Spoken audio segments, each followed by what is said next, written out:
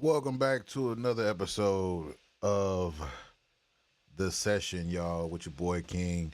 If you like the channel, man, I appreciate you. Feel free to send us a like and subscribe. But today, man, we got to talk about something that's really, really crazy. What would it take for somebody to show you how stupid you really are? What would it take? Would it take a lot, or would it just be easy? Because today we have the easiest display of stupidity I have ever seen in life. So let's just jump right into it, man. I hope y'all have a blessed week. Happy Thursday, everybody. We getting ready for the weekend. Um, yeah, I hope y'all Fridays are nice. We up here in Wisconsin. It's really cold. You know what I'm saying? It's really cold, but it's colder in Michigan right now. So let's get to where we talking about that. So if y'all haven't heard about it, a guy named Sharon Moore. Sharon Moore is the head coach for the Michigan Wolverines. He was also, I think, the OC for them prior when they had their other coach.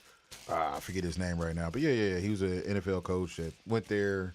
Harbaugh, sorry, Jim Harbaugh. So yeah, Jim Harbaugh was the previous coach, and he was the OC for him. So they won a title together a few years back. And Jim Harbaugh left to go to the Chargers in the NFL, which everybody was kind of disappointed about because he had left the NFL to go back to college. And it was one of those things like you weren't like some people were upset about it because it was Jim Harbaugh, and some people weren't because you got a black OC that gets promoted up to head coach. So let's dig deep. Let's dive into this. So Sharon Moore, 39 years old. Actually, his birthday coming up. Happy 40th if you make it that far. Derby High School. He was actually, I believe, a lineman. Yeah. American football coach, former player. Recently served as head coach for the University of Michigan. Moore served as acting head coach in 4 games during their national championship. During their national championship winning 2023 season. So yeah, it was literally just 2 years ago that they actually won a national championship. Now, if you can see the headlines here, he has been arrested. He has been fired and arrested. Because like I said, we're gonna dig into it. So I had to do a little research.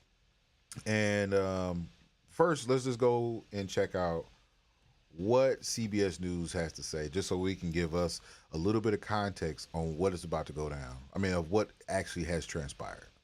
So let's see what they got to say. Are investigating an alleged assault, and a prosecutor is reviewing charges against former University of Michigan football coach Sharon Moore. The university says Moore was fired after an investigation found credible evidence that he was engaged in a, quote, inappropriate relationship with a staff member. Let's bring in CBS News national correspondent Jerika Duncan live for us tonight. Jerika, what do we know about Moore's arrest? Well, we're learning new details based on some audio that has been released on Broadcastify. And I'm just looking at something we learned recently where one of the 911 operators is saying, according to our victim here, he did put a knife to his throat and ran off. Then it goes on to say he walked out with several knives and that there was a mention about U of M. So this is giving us a little bit more information about what may have allegedly transpired when police arrived at this home where they arrested him. Remember, this came on the same day that he was fired. Officials at the University of Michigan saying that he was fired because he had an inappropriate relationship with a staffer. We've, of course, reached out to Moore, to his family, to see if he had any comment. We have not heard back from him.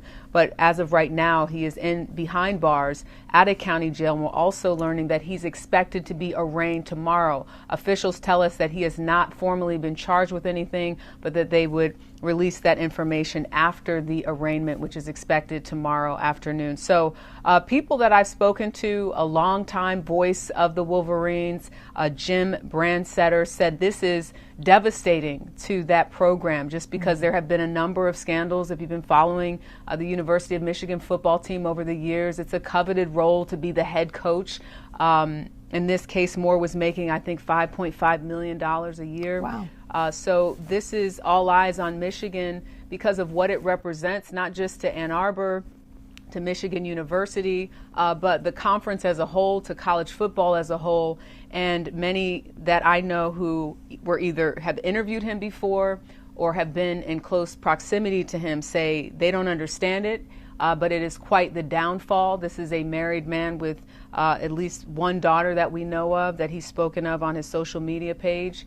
And a lot of students have expressed being concerned and devastated. The team has a game at the end of the month, the Citrus Bowl, but a lot of folks that we've spoken to throughout the day just trying to gain more information about what exactly happened said they are completely shocked by this news. Yeah, a lot of legendary coaches and players have come out of the University of Michigan's football program. Jerika, are we getting any? All right. So, as you can see, man, it don't look good. It does not look good for your boy. He has put himself in a pickle that you just can't walk yourself out of. And as I've heard today, man, you know, he let his intrusive thoughts get the best of him.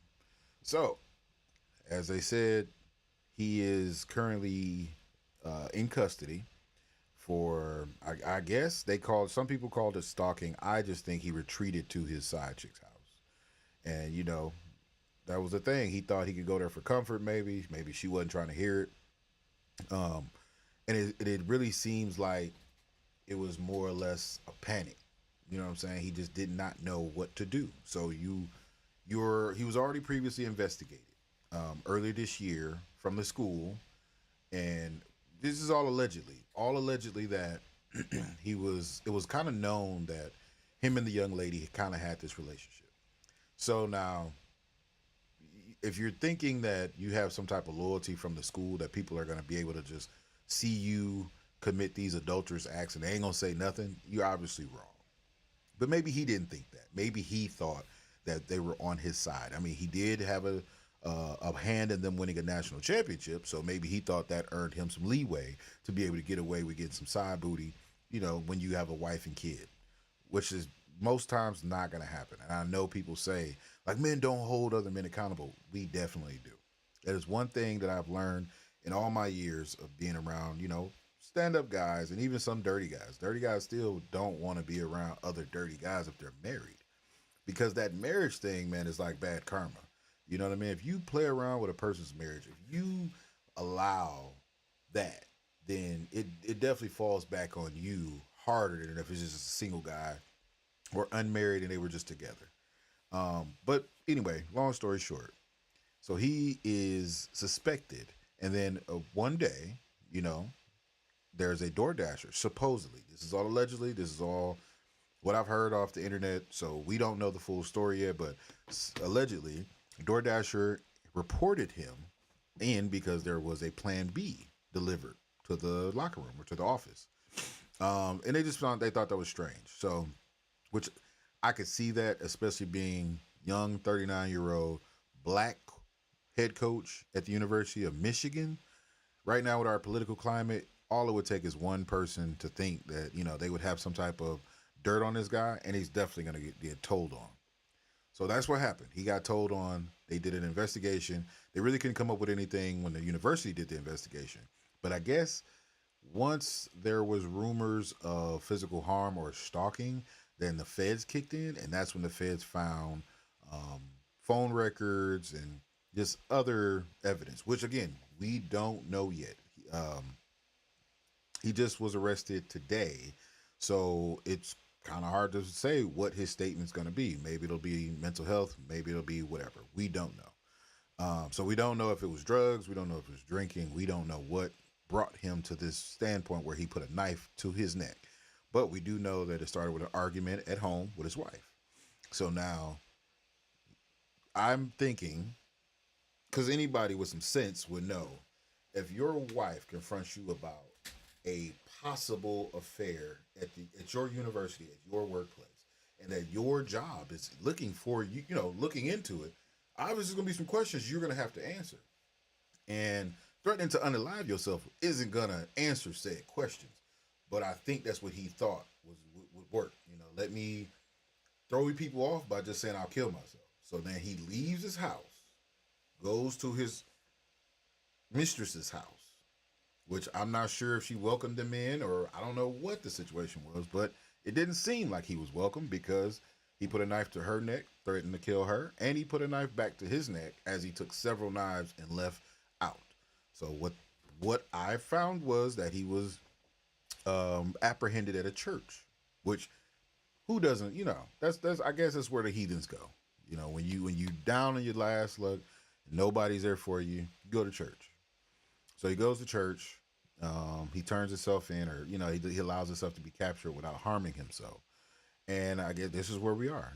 This is where we are, and this has all happened, man, so quickly that it's just hitting the streets, and it's so fresh that no one really knows what all transpired. But there is a lot of footage with him and the mistress, even because they work together. She is, or she was, or is. I'm not saying was. She is an intern there. I'm not sure if she's fired yet, but she was also his close personal assistant. So she started off, I guess, just as an intern, and he elevated her up to an assistant after it was found that she was pregnant, and he asked her to have an abortion. So she got pregnant. He asked her to have an abortion, and then he doubled her salary. Literally doubled her salary. Went from like $58,000 or $55,000 to $98,000. All this in just no time. Let me see if I could get more information. And it's really sad. It's really sad because the first thing that I think of is you do not have a lot of black quarterbacks. Sorry, not quarterbacks. You don't have a lot of black head coaches. Sorry. You don't have a lot of black head coaches in the college reigns. Even in the NFL, you don't have a lot of head coaches that are black. And this was the first black head coach at the University of Michigan. And that's what I think, to me, makes this a little bit more disgusting, is because you had the opportunity to pave the way for people in the future, and you're ruining it with just, not being able to keep it in your pants, bro. So that's probably the biggest issue that we're going to have here. So let's see if we can find more information. It looks like some people already have the arrest footage up here. Let's see if we can take a look at that. Let me see. I'm going to vet it first because I don't want y'all thinking I'm just going to show y'all anything. But again, Sherron Moore, the dumbest dude I've ever met. Like, my own personal opinion. Like I said, I could sit here and read to y'all everything that they're saying, but my personal opinion is this. Being a person who's been in a relationship for a long time, like, it's a certain level of respect that you have to have for your significant other. And, that respect is more than just not getting caught. It's deeper than that. Like, you have to understand that your significant other and your kids represent you, just like you represent them. So at the end of the day, it doesn't matter what you and your significant other are going through. You have to manage that. And you got to find a way to represent the family and yourself in the best way possible, no matter what you're going through. No matter if you hate each other, you love each other. It does not matter what it is. You guys have to figure out a way to always represent yourself right, because it's deeper than what perspective is. Perspective is reality to the outside world. You guys can love each other and make it look like you don't, and everybody doesn't need to know, but in the house you do know that you do love each other and everything's fine.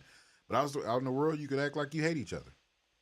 But when it comes to this situation, you're a 39-year-old man, and you're basically ruining your workplace for good. Like, because this, and I know what people will think, like, oh man, it's nothing. No, it's something, because who you are. You're a young, successful black man who is cheating on his wife publicly with no remorse. And now you're trying to play the victim when you're caught. It doesn't help your case. It doesn't make you look like the good guy. It definitely makes you look like the bad guy. All right, so it looks like the video that I was able to pull up does have a little background on them. Let's just take a look at it, so maybe it'll give us more information. Wait, back up a little bit here. I haven't listened to it. So excuse me if the video doesn't have anything of purpose. We just gonna cut it off, but we gonna see what it.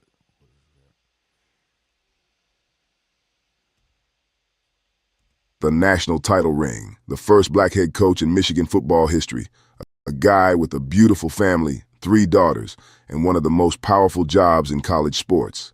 One morning, he's breaking down bowl prep and talking about the future of the program. By that night, he's fired with cause for an inappropriate relationship with a staff member and booked into the Washtenaw County Jail as a suspect in an alleged assault. And if you were only half paying attention when the news originally broke, you probably saw the headlines. Which, to clarify, the assault is him putting a knife to the intern's neck. Just so we're clear. But you didn't see how messy the story underneath really is, or how long some people say the smoke has been there. So let's talk about what we actually know, what's still just rumors, and how a coach with everything managed to crash out in one of the wildest 24-hour spirals college football has ever seen. For a lot of Michigan fans, this whole thing hits harder because of where Sherrone Moore started. He wasn't some outsider parachuted in for a paycheck. He played offensive line at Oklahoma, paid his dues as an assistant at Louisville and Central Michigan, and then came to Ann Arbor back in 2018. Year after year, he climbed the ladder. Tight ends coach, co-offensive coordinator, full offensive coordinator. When Jim Harbaugh started catching suspensions, Moore was the one the university trusted enough to hand the headset to. You remember those games. Harbaugh sidelined during the sign-stealing scandal, Michigan fans on edge, the national media circling like vultures. Moore steps in and beats Penn State on the road, handles Maryland, then delivers that emotional, tear-filled post-game after a dramatic win over Ohio State. Those clips went viral for a reason. People saw a guy who was emotional, loyal, and ride or die for his players. Then Michigan wins the national championship. Harbaugh bolts for the NFL and the Chargers job. And instead of going outside the building, the school says, "Nah, we've already got our guy." They promote Moore. It's a history-making moment. First black head coach in program history. The players are hyped, recruits are locked in, and the fan base is dreaming about a decade of stability. On paper, it looked good. He goes 9-3 this season, racks up a 16-plus win record in a short window, and even grabs another win over Ohio State along the way. But that blowout loss to the Buckeyes in 2025 leaves a bad taste in everybody's mouth. And behind the scenes, a lot more than football is starting to go wrong. From the outside, it looked like a coach who just needed to tweak his playbook. But inside the building, people now say there were signs that something way bigger was getting ready to explode. The first real crack that the public sees is the university's official statement. Michigan doesn't ease into it. They don't call it mutually parting ways. They don't use that soft, PR-friendly language. Athletic Director Ward Manuel drops a statement saying, Sherrone Moore has been terminated, with cause, effective immediately. The school says a university investigation found credible evidence that he engaged in an inappropriate relationship with a staff member and that this behavior is a clear violation of policy. Michigan adds they have zero tolerance for that kind of conduct. Those 2 words, with cause, are huge. That's not just you're fired. That's you're fired and we're not paying you the tens of millions you would have gotten in a buyout. It means the school feels like whatever they found is serious enough to hold up in a legal fight. So let's be clear about that. This man had a $14 million contract, and I think he served. Like I said, he served out the 1 year after the 2013 win, so the 2014 year. So you still was looking at about a little over $9 million that you were owed, $10 million that you were owed. That's crazy work to lose that money all over vagina. Now let's dig into the vagina. Pause. Let's look into who she was. Her name is Paige Shriver. Paige Shriver, like I said, she was spotlighted, involvement in the termination of Sherrone Moore.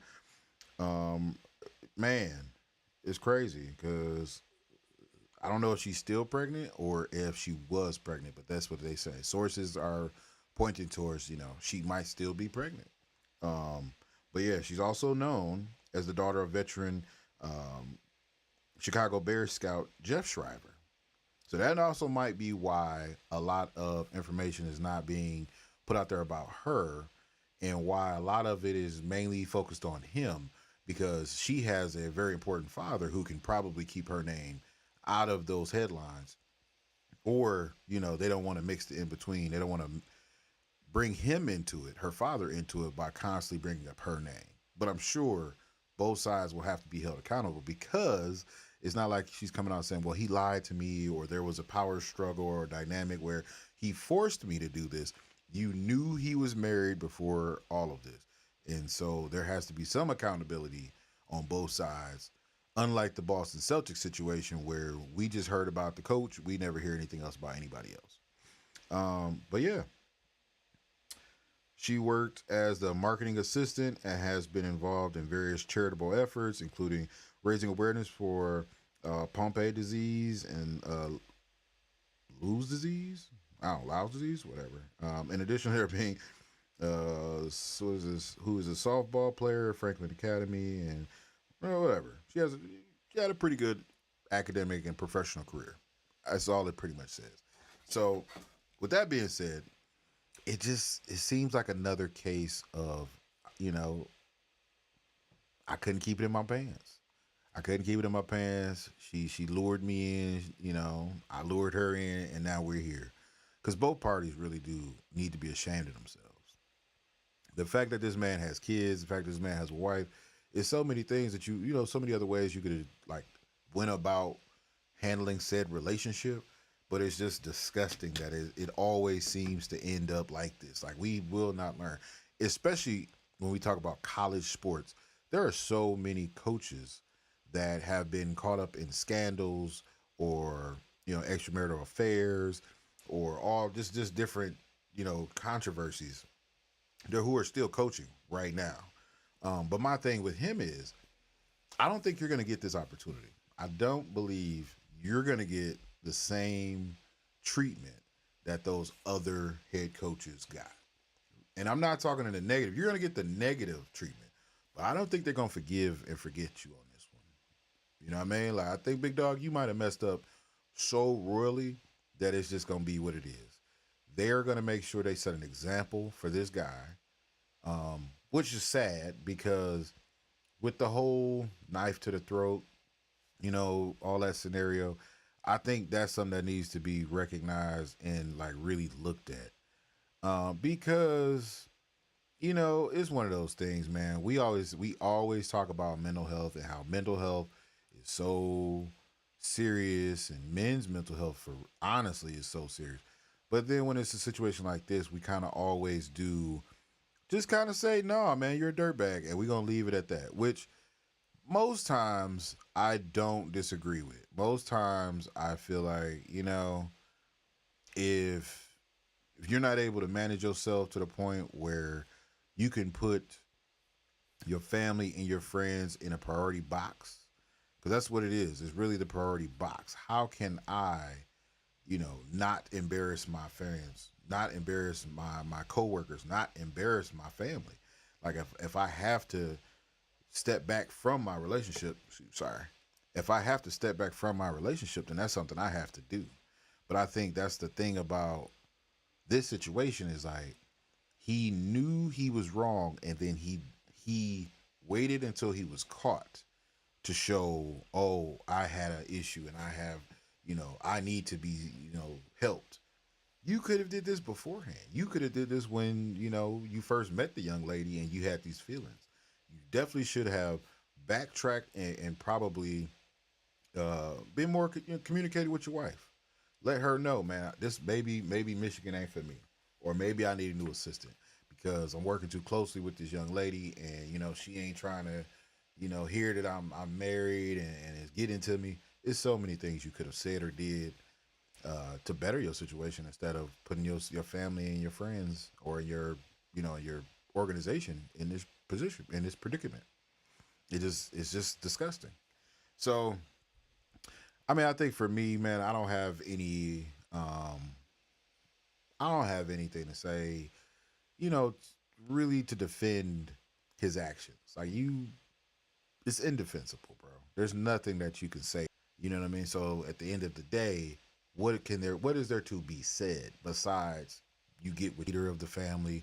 Hell, as a leader of a team, you were a leader of young men, and you demonstrated poor judgment, even worse decision making when it came to fessing up and holding yourself accountable. And as a head coach of college football players, isn't that the most important thing that we're supposed to be teaching these young guys? Is how to hold each other accountable, how to better yourselves individually without someone having to stand over your shoulder and make sure everything is okay and make sure you're doing it right. And you're the one asking that of these men at the ultimate level who have, trained their whole lives to possibly get this position and go to the professional world with it. And yet you, who played the game, who understands what's serious, and understands what you have to lose, you threw it all away for nothing, bro. You threw it all away for a chick. This is all we can say. I mean, at the end of the day, I could talk about the PC of it all and how sometimes this and that. No, you threw it all away for booty, just for booty, and that's it. Booty is.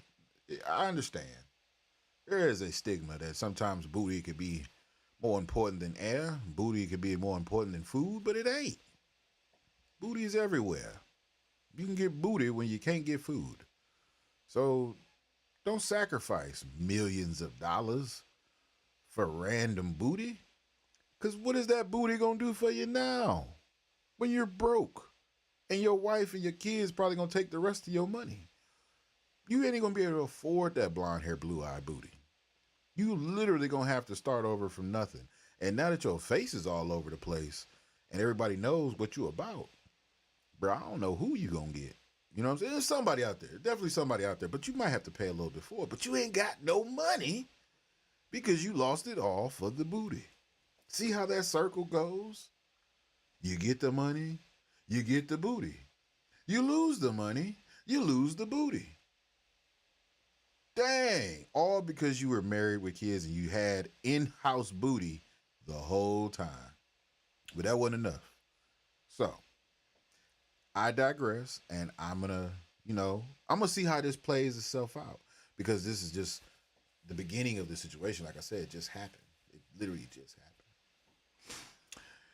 Oh my God, it's just crazy, man. It's crazy, crazy, crazy. Exactly how we got ourselves here, I don't know. But what I do know is, hopefully, we can figure it out. Also, one thing I wanted to touch on today, Chris Paul. So this Chris Paul situation, is crazy because I think when I covered it the last time we spoke, in my mind I had a thought, and my theory was that they're wrong and they got this wrong basically. But the more I looked into it, I'm not really certain if he didn't kind of deserve what he got. And I hate to be that way, man. I hate to be that way, but I'm starting to think that Chris Paul talked himself completely out of. I don't know. I hate to say this, but I think he talked himself out of an NBA career, to end his career correctly. And let me just say this: I don't know if he's been picked up yet, and what team will pick him up. But you know what? I think it should work itself out for him if he gets picked up by the right team. If New Orleans picks him up, I would love to see that because that would be dope. You know what I'm saying? Go out of your career where you started, but they don't need him, and he doesn't need to go there because they have no chance of winning. Let me see something. I also think he would do well, like with the Knicks. He could do well. He could really do well anywhere. But I think the problem is always going to be his mouth. So Chris Paul, like I said, when I did a little bit more digging, man, it comes out that Chris Paul is just really a dirtbag in the sense of he's always challenging the authority. He's always challenging the people in charge, and I'm not certain how that's gonna work out for him because, like, look at where you are in your career. You're an older person, man, and you don't have that leg to stand on like you used to. But let's see, man. Let me take a look. Checked out a video. It's a little something from a guy. What's this? The Flight Mike. Let's see, man, what he put together. So maybe this can shed some light on both sides, on what both sides were dealing with when it comes to the Chris Paul situation. But let's see. Who's back? Going to players, whispering, saying things when the team is already struggling and going through a lot. Alright guys, do you remember the CP3 video I dropped a few days ago? Well, it got worse. Way worse. Because the video just leaked and social media is on fire right now. And I mean it. Ty Lue, the head coach of the Los Angeles Clippers, the guy who just kicked Chris Paul off the team at 2:30 in the morning, the guy who reportedly refused to even meet with CP3 when he asked for a conversation, was caught on camera during a preseason practice saying this about Chris Paul. Ain't no name on it. Get the ball played and get the action. That's a direct quote from the head coach about a 12-time All-Star, a future first ballot Hall of Famer, the man who put the Clippers on the map. Now look, before we go any further, let me be clear about something. The video was reportedly from an open practice back in preseason at the Pechanga Reservation in California. And former Clipper Bones Hyland has already come out to defend Ty Lue, saying it's just how he jokes around with players. But here's the thing, when you just kicked a legend off your team in the middle of the night, when you just refused to meet with him, when you just stopped speaking to him for weeks, this video hits differently now. And that's not even the craziest part, because since my last video dropped... Right, let's be clear, y'all. You're not gonna tell me, and I'm a basketball player. I've coached kids, I've coached adults, like I've been coached by many. You're not gonna tell me that that's how you play when you're not speaking to a guy. And it goes deeper, but I really believe, it's some animosity there because you have Ty Lue, who was a player, championship quality, championship coach, and you have CP, who's never won a ring. But you always got something to say. You always challenging the authority. You always challenging. You always doing this. You always doing that. That's a problem. That is a big problem, and that's the reason why your ego will get you where you got you dismissed. But let's continue in the video.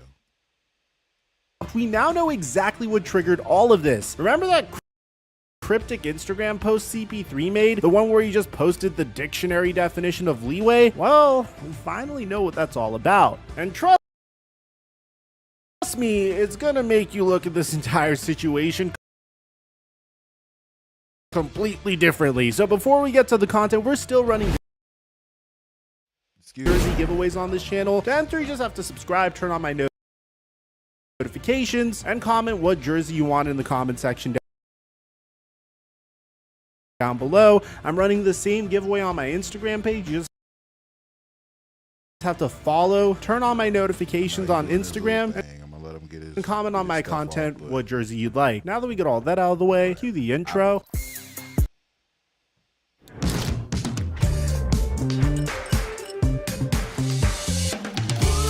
While we let that ad go, basically, man, it's like I said, CP talked himself out of a team. CP talked himself out of a roster spot because he just didn't know how to shut up. All right, we back.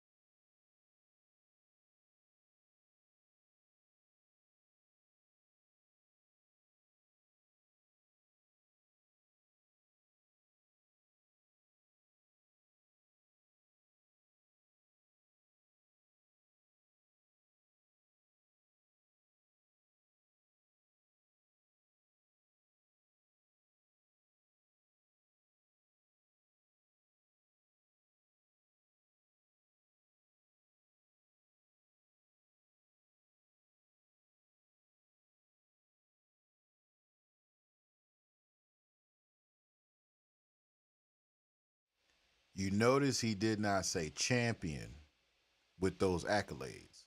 You're not a champion. You are a great player, but you don't know how to get over that hump. So you probably need to shut up, bro. That's how I take it. That's how I take it.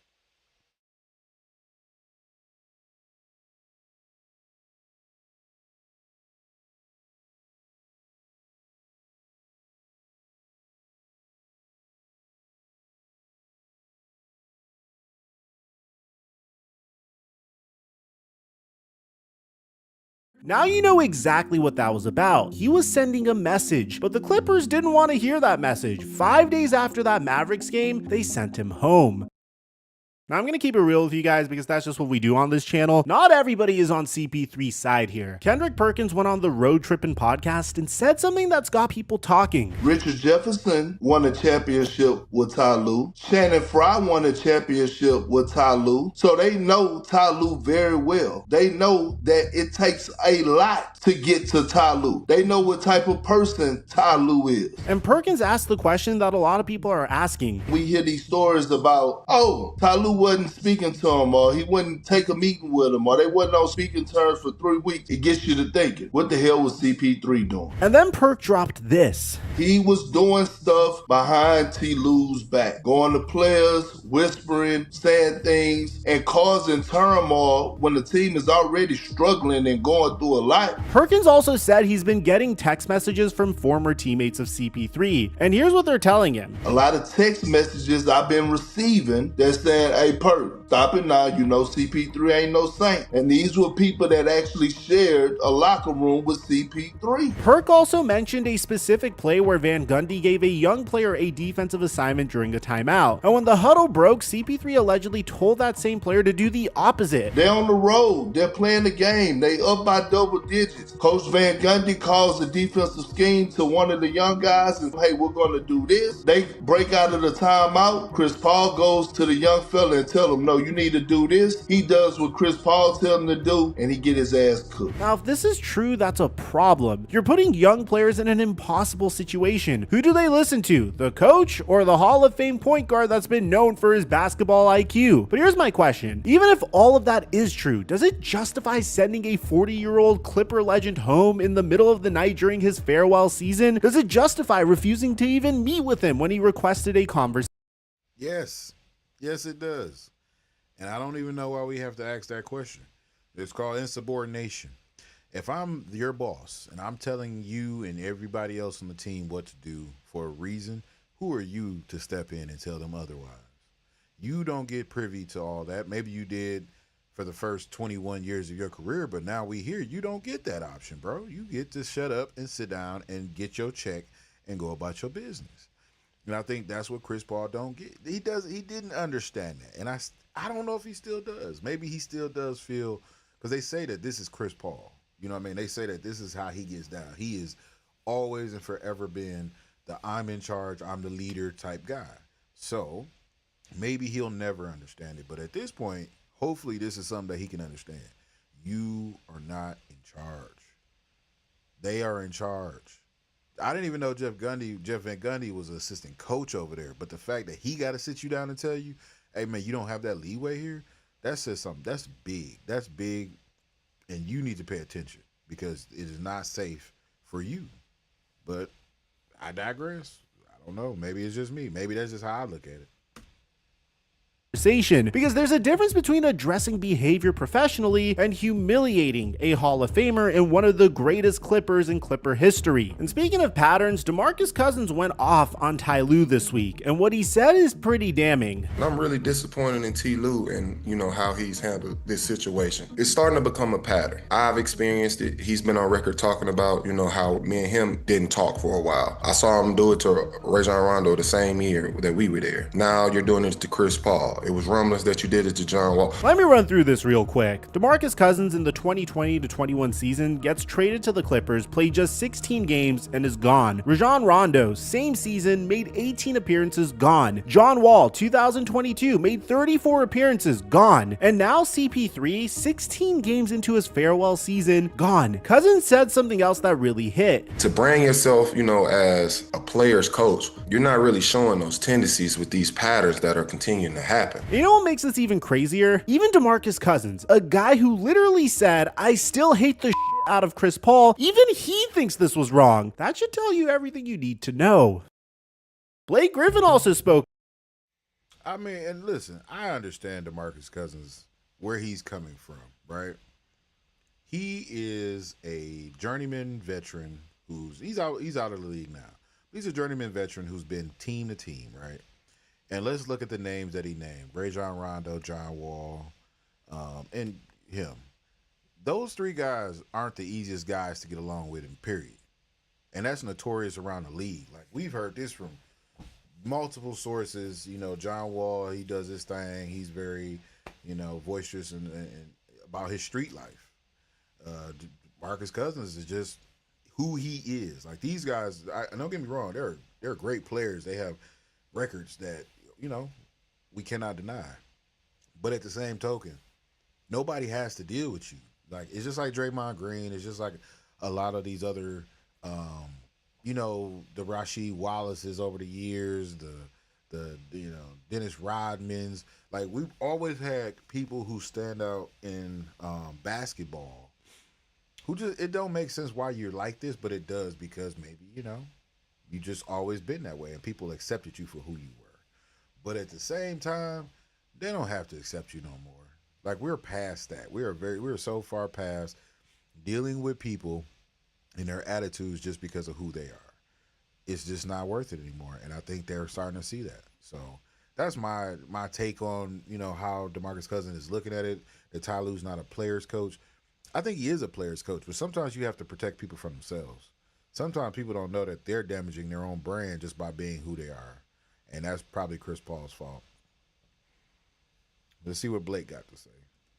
Out, and his words were powerful. I'm disappointed in the Clippers organization. No communication with Ty Lue, no communication with Steve Ballmer. But then Blake said something that really got my attention. That three was going up in the rafters. That three was going up, and you do this to that guy? Blake is saying Chris Paul's number 3 was going to be retired by this franchise, the first Clipper ever to have that honor, and they just threw him out like he was nothing. Blake also kept it 100 about who the real problem is. This isn't a Clippers thing. It's an isolated issue with Lawrence Frank and the way he's gone about treating certain players. There's one particular person in these scenarios who is the common denominator, and the common denominator is Lawrence Frank. And remember, Blake knows what it feels like. In my last video, I told you how they traded him 7 months after he said he wanted his legacy to be a Clipper. The franchise doesn't just move on from players, they humiliate them. Crispy Haynes reached out to Chris Paul to get his thoughts on everything that's happened, and here's what CP3 told him. I'm still scarred by it all. I'm still processing everything, but I'm staying ready. Still scarred after 21 years in this league, after everything he's accomplished, after coming home to finish his career where it started. He's scarred. And you know what else he did? He posted a FaceTime screenshot with Blake Griffin and DeAndre Jordan. The Lob City trio reunited, but not in the way many of them wanted. 3 legends all done dirty by the same franchise. Mark J. Spears also confirmed that CP3 has no intention of retiring. He's staying ready, but he wants to play out his farewell season somewhere else. But here's what's confusing me. You remember that clip I showed you in the very beginning of the video of Ty Lue just saying F Chris Paul? Ain't no name on it. Well, look at what Legends posted on his X account. If you take a look at this entire practice, Chris Paul is going to James Harden and discussing running a more structured offense. That's when Ty Lue says what he says. Ain't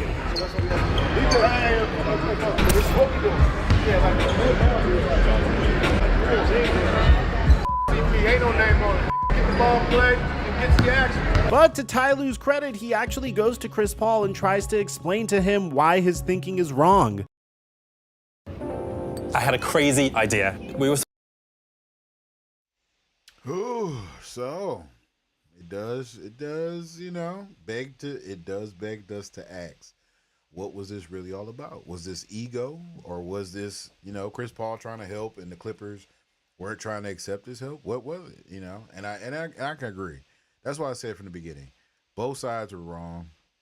I think Chris Paul definitely tried to come in and, you know, shake a little tail feather and show like, hey man, you know, I have something to say on my way out. And I think Lawrence Frank definitely is a culprit in this scenario. I'm not gonna call him the dirtbag or a bad guy, but he's a culprit in this scenario because we don't know what Ty Lue wanted from this scenario. Like sometimes the head coach can dictate who's playing, who's not.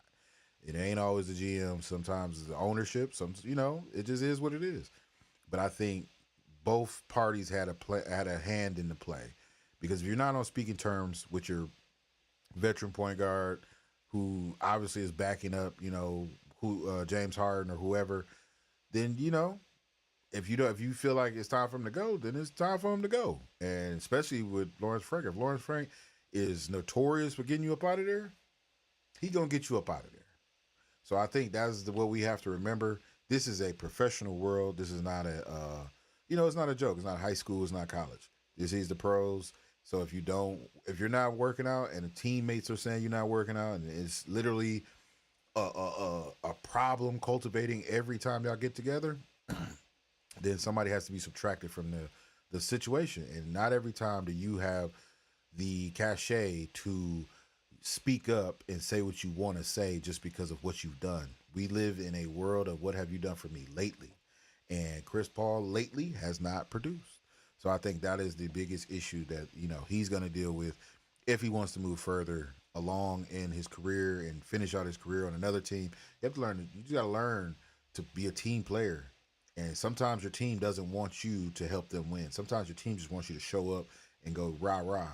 You know what I mean? And that's part of it. I've learned that as a person. Sometimes it's not about what you're saying. Sometimes it's just being there. You know, being there and being supportive. Regardless, win, lose, or draw, being supportive. Because we do know not every NBA team has a plan to win it. Some teams have a plan just to exist or to skate on. And this is one of those things where, you know, I think the Clippers are just trying to skate on. They know that the roster isn't built for a championship this year. And it might be upsetting to a vet like Chris Paul to have to deal with that, to have to play in that, you know, that environment. But that's what you sign up for.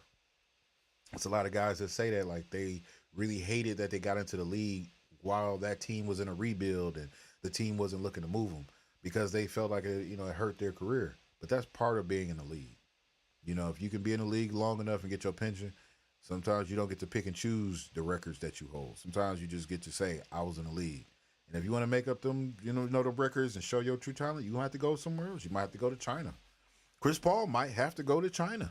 He might have to play overseas to get the victories and the championships he never got.